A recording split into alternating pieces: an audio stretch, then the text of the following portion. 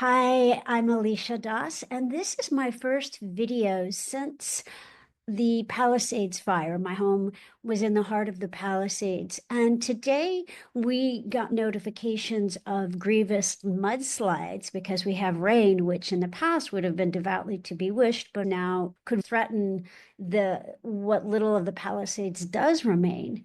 I noticed I got the notifications and just sent the light and kept going about my day.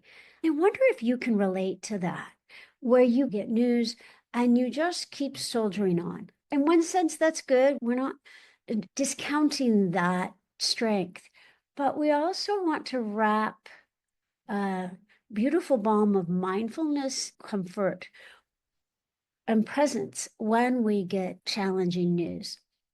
So let's take a moment and see what Spirit has for us in terms of bringing comfort and presence.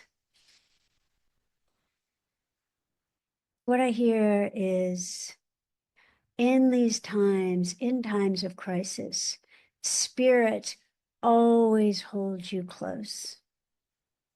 Take a moment when you receive disturbing news and sit with yourself and give yourself empathy. What are you feeling, sweetheart? Talk to yourself kindly because that's a younger part of you that's reacting. That's not your soul. Your soul is learning from it all and is, oh, cool. My head is being lopped off. I'm going to learn a lot from that.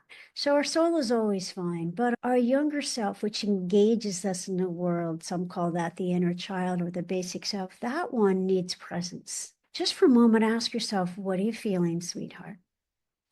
I hear I'm feeling scared, disappointed, overwhelmed. Just give that part empathy. I hear you feeling, and then just repeat that. And then it's really important. The second step is to tell that younger part of you, sweetie, your job is to connect to Spirit, to the magic of life, and know that I'm going to handle this, not alone.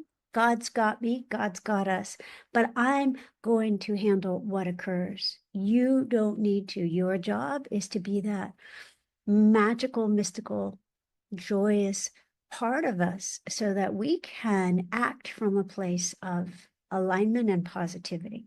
That's your job. What do you need from me? That's step 3. What do you need from me to do that, to be in a place of trust and faith? And when I ask myself, and it helps to be kinesthetic, to put a hand on your heart, a hand on your belly, and kind of press your hand down and feel your humanity under that hand. And so it's, what do you need from me? And what I hear is rest, healthy food, movement, meditation, ritual, and action.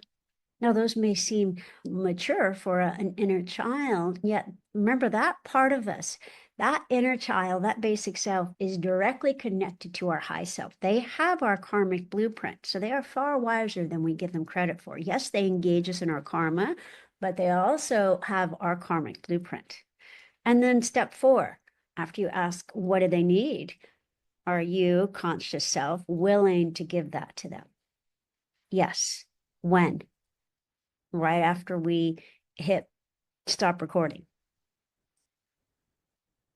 You realize it doesn't have to be long. It could be 1 or 2 minutes.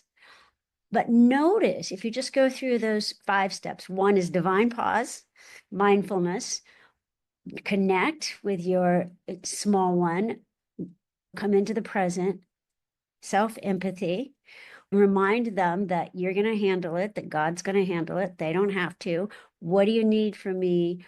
Am I willing to give you that, and when? I want you to try that today, probably 2 minutes. Now that you've already done this, to just give yourself what you need. You've already listened to this and done this process with me. Just give yourself what you needed. It's a minute or 2. And notice if you shift from the place you were in.